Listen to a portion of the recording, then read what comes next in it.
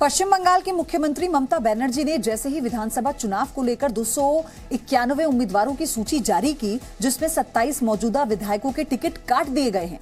BJP कह रही है ममता चुनाव से पहले ही हार मान चुकी हैं, इसीलिए तो भवानीपुर सीट छोड़कर नंदीग्राम से चुनाव लड़ने जा रही हैं।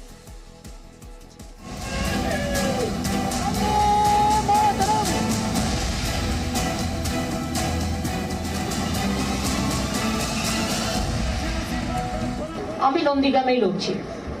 আমি যখন কথা দিই কথা রাখি।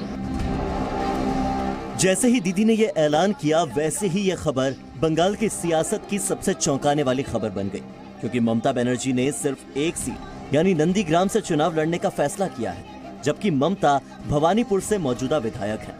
बीजेपी ने ममता बनर्जी के इस ऐलान के बाद से ही मोर्चा खोल दिया है। बीजेपी का कहना है कि ममता को अपनी हार सामने दिख रही है और इसीलिए वो भवानीपुर की जगह नंदीग्राम से चुनाव लड़ने जा रही हैं। आज भवानीपुर का जनता से विश्वासघात करके नंदीग्राम में जा रहा है, इसलिए नंदीग्राम का जनता भी विश्वासघात का जवाब उन्होंने वोटों से देंगे। इसीलिए नंदीग्राम में भी तृणमूल कांग्रेस सुप्रीमो का हार निश्चित है और जिस पार्टी का सर्वाधिनायक का उन्होंने पलायन करते हैं तो उस पार्टी का मनोबल नहीं रहते हैं। बंगाल विधानसभा चुनाव को लेकर कल ममता बनर्जी ने टीएमसी के 291 उम्मीदवारों की लिस्ट जारी कर दी है, जबकि 3 सीटें अपने सहयोगियों के लिए छोड़ दी है। मौजूदा 27 विधायकों के टिकट काटकर ममता ने एक बड़े हंगामे की भी शुरुआत कर दी है।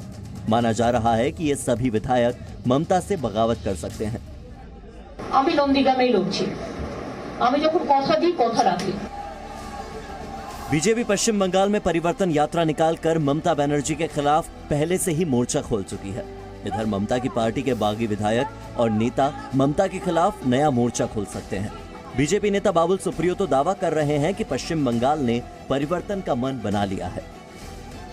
कम से कम 50,000 वोट से हराएंगे। अगर शुभेंदु जी को वहां से लड़ने की टिकट मिली, किसी और को भी अगर टिकट मिला वहां से, तो भी वो उसे 50,000 से ममता दीदी को हार का सामना करना पड़ेगा। कि ममता बनर्जी अपने इलाके से जो इतने साल तक उनके पीछा करता, मतलब उनको सपोर्ट करता है, लेकिन वहां से वो डर के जो है कहीं और चली गई। ये अपने आप में एक बहुत बड़ी बात है। ममता बनर्जी ने बंगाल की 294 सीटों में से 291 सीटों पर अपने उम्मीदवार उतारे हैं, जबकि 3 सीटों को सहयोगी पार्टी गोरखा जनमुक्ति मोर्चा के लिए छोड़ दिया है। इस बार 50 सीटों पर महिलाओं को मौका दिया गया है। वहीं 42 सीटों पर अल्पसंख्यक उम्मीदवारों को मैदान में उतारा है, जबकि 79 अनुसूचित जाति और 17 अनुसूचित जनजाति के उम्मीदवारों को भी टिकट दी गई है। बीजेपी की केंद्रीय चुनाव समिति की भी 2 बार बैठक हो चुकी है।